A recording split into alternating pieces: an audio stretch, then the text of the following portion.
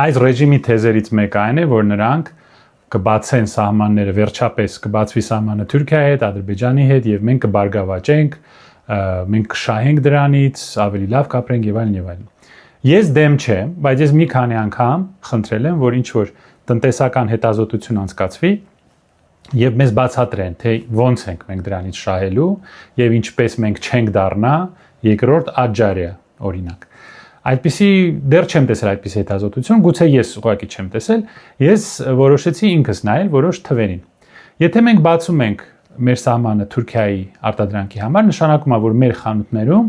մեր արտադրանքի կողքը լինելու է թուրքական արտադրանքը եւ մեր շուկաներում մեր լոլիկի կողքը, վարունգի կողքը լինելու է թուրքական լոլիկը, թուրքական վարունգը, Սասում, Սիտիում մեր կաթի կողքը լինելու է թուրքական կաթը եւ մեր հաճախորդը ընտրելու է որն է նա ձեռք բերելու, որն է գնելու, այսինքն թուրքական արտադրանքը մրցում է, ուղղակիորեն մրցում է մեր արտադրանքի հետ։ Թուրքական ընկերությունները շատ ավելի խոշոր են, քան մերը։ Եվ դրանով պայմանավորված այն, որ գները երևի լինելու են ավելի ցածր։ Բայց ես այսօր նայեցի որոշ թվերի։ Հիմա, եթե դուք գնում եք խանութ, գնում եք շուկա, ասենք խանութում տեսնում եք մեր կաթը արժի 500 դրամ, կողքը թուրքական կաթը արժի 300 դրամ կամ 400 դրամ, եւ որակը նույնն է կամ ավելի լավն է։ Որը մարդիկ ձեռք կբերեն, ոնց է կարծում։ Եթե գնում եք, ասենք շուկա, տեսնում եք լոլիկը, ասենք էլի 500 դրամ է, թուրքականը 200 դրամ է, որն են մարդիկ ձեռք բերելու։ Եվ եթե մեր հաճախորդը սկսի գնել թուրքական արտադրանքը, ինչ է լինելու մեր արտադրողների հետ։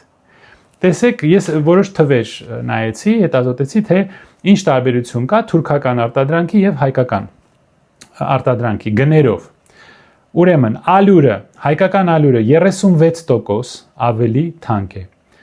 Հացը 13% ավելի թանկ։ Լոլիկը 15% ավելի թանկ է հայկականը։ Խնձորները 8%-ով ավելի թանկ են, կաթը 45% ավելի բարձր է մեր կաթի գինը, պանիրը 51% ավելի բարձր, 51%, ձուն 31%, հավի միսը 23%-ով ավելի բարձր։ Իսկ տեքստիլի արտադրանք, այսինքն շորը 82% ավելի թանկ է մերը։ Այսինքն այն մարդիկ, ովքեր գյուղերում զբաղված են գյուղատնտեսությամբ, կաթ, պանիր, լոլիկ, վարունգ, միս արտադրում են եւ տանում են վաճառելու։